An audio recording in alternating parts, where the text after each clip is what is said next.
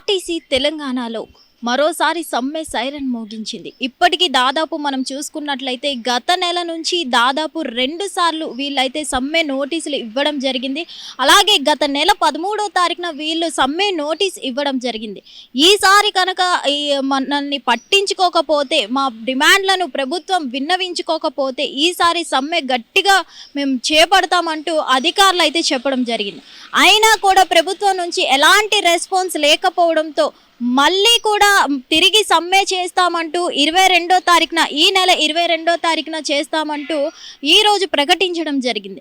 గత నెల 13వ తారీఖునే వాళ్ళైతే కఠినంగా చెప్పడం జరిగింది. ఈసారి గనక నిజంగా ప్రభుత్వం మా విన్నపాలు వినకపోతే, నిజంగా రెస్పాండ్ అవ్వకపోతే మేమైతే ఎట్టి పరిస్థితుల్లో సమ్మె చేపడతామని అయితే చెప్పడం జరిగింది.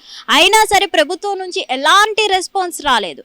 కాకపోగా వాళ్ళకి 32 డిమాండ్లు ఉండగా ఎవ్వరూ కూడా వాళ్ళ డిమాండ్లను అసలు పట్టించుకోవడం లేదు.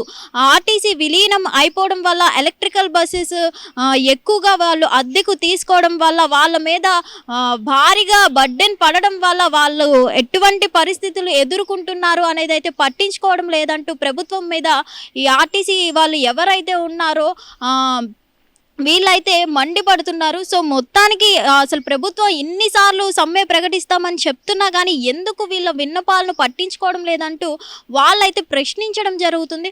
అలాగే నిన్న మనం చూసుకున్నట్లయితే పొన్నం ప్రభాకర్ గారు అయితే రెస్పాండ్ అవ్వడం జరిగింది. కార్మిక సంఘాలే రానప్పుడు అసలు ఎవరితో ఈ కార్మిక చర్చలు జరపాలి అని అంటూ చెప్పడం జరుగుతుంది.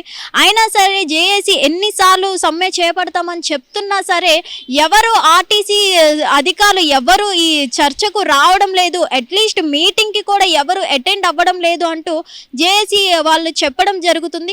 మరి మొన్న గత నెల ఆఖరిలో కూడా ఒక మీటింగ్ పెట్టడం జరిగింది. ఆ మీటింగ్లో కూడా జేఏసీ సభ్యులు ఎంతగా ఎదురు చూసినా కానీ ఎటువంటి ఆర్టీసీ అధికారులు ఒక్కరు కూడా అక్కడ హాజరు కాకపోవడం వీళ్ళు చెప్తున్నారు.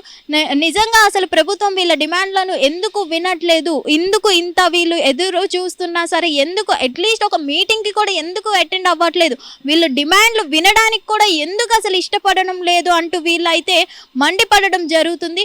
ఎట్టి పరిస్థితుల్లో ఈ నెల 22వ తారీఖున మేము సమ్మె చేపడతాం, ఇప్పటికైనా ప్రభుత్వం మా డిమాండ్లను అర్థం చేసుకోవాలి అని అయితే ఆర్టీసీ జేఏసీ సభ్యులు వీళ్ళు చెప్పడం జరుగుతుంది. మరి ఈసారైనా ప్రభుత్వం వీళ్ళ డిమాండ్లను వింటుందా లేదా, ఈసారైనా ప్రభుత్వం ఏమైనా వీళ్ళ డిమాండ్లను విన్నవించుకుంటుందా లేదా, ఈసారి కూడా ఎలాంటి రెస్పాన్స్ ఇవ్వకుండానే ఇలానే సైలెంట్గా ఉంటుందా అనేది అయితే ఇంకా చూడాల్సి ఉంది.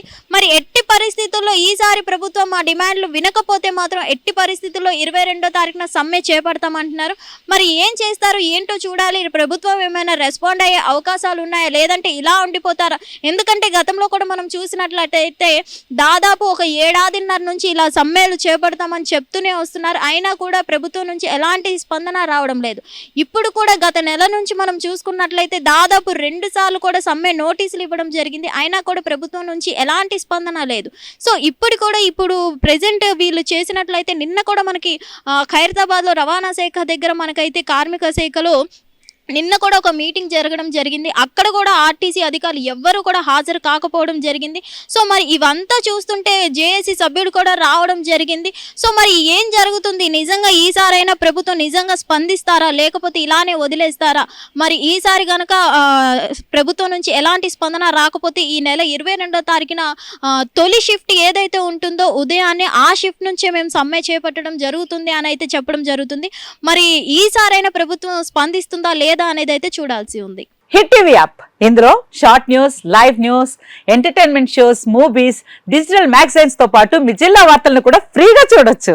ఇంకెందుకు ఆలస్యం, వెంటనే హిట్ టీవీ యాప్ ని డౌన్లోడ్ చేసుకుని ఫ్రీగా ఎంటర్టైన్మెంట్ పొందండి. Hit TV app. Hit TV app. Please download hit TV app. Hit TV app ని ఫ్రీగా డౌన్లోడ్ చేసుకుని ఎంజాయ్ చేయండి. మీకు నచ్చిన ఎంటర్టైన్మెంట్ కోసం హిట్ టీవీ యాప్ ని ఫ్రీగా డౌన్లోడ్ చేసుకుని ఎంజాయ్ చేయండి. హిట్ టీవీ యాప్ ని డౌన్లోడ్ చేసుకుని ఆస్వాదించండి, ఆశీర్వదించండి. ఇంతమంది సెలబ్రిటీలు హిట్ టీవీ యాప్ ని డౌన్లోడ్ చేసుకోండి అని చెప్తున్నారంటే ఎంత మంచి యాప్ ఆలోచించండి.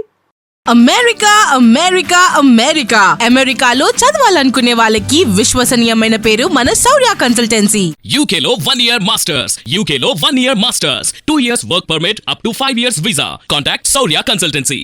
Contact 89851 89851.